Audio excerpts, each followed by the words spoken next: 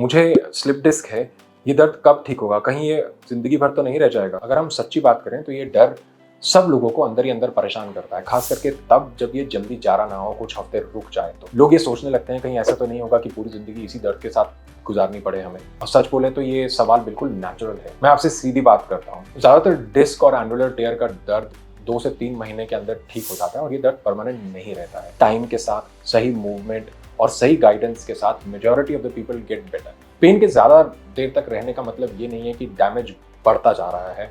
अक्सर पेन इसलिए रह जाता है लंबा क्योंकि हम भी उसमें कंट्रीब्यूट कर देते हैं। दर्द की वजह से हम मूवमेंट को अवॉइड करने लगते हैं, जिसे हम फियर अवॉइडेंस बोलते हैं। हर फ्लेयर अप के बाद हम एक पैनिक मोड में चले जाते हैं, तो ये एक साइकिल बन जाता है।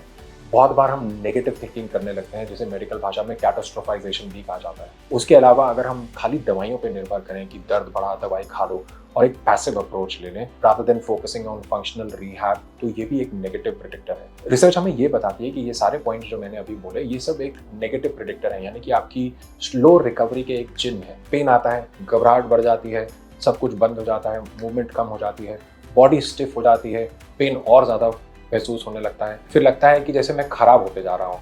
ये पेन का लूप है। एक अच्छी बात जो आपको याद रखने की जरूरत है वो ये है कि बॉडी सिर्फ हील नहीं करती है बल्कि अडेप्ट भी करती है। हीलिंग चाहे धीरे हो या फास्ट, डेली फंक्शन आपका जल्दी इंप्रूव होने लगता है और जैसे ही पेन की इंटेंसिटी कम होती है, कॉन्फिडेंस वापस आने लगता है।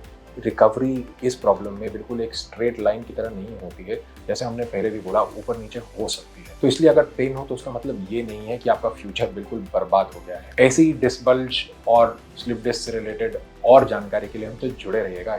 हमारे चैनल पे 2 वीडियोस हैं जो ऐसे बहुत सारे सवालों का जवाब देते हैं, उनको ज़रूर सुनिएगा। मुझे पूरी उम्मीद है कि उससे आपको यूजफुल इन्फॉर्मेशन मिलेगी। This is doctor Amod from international pain centre.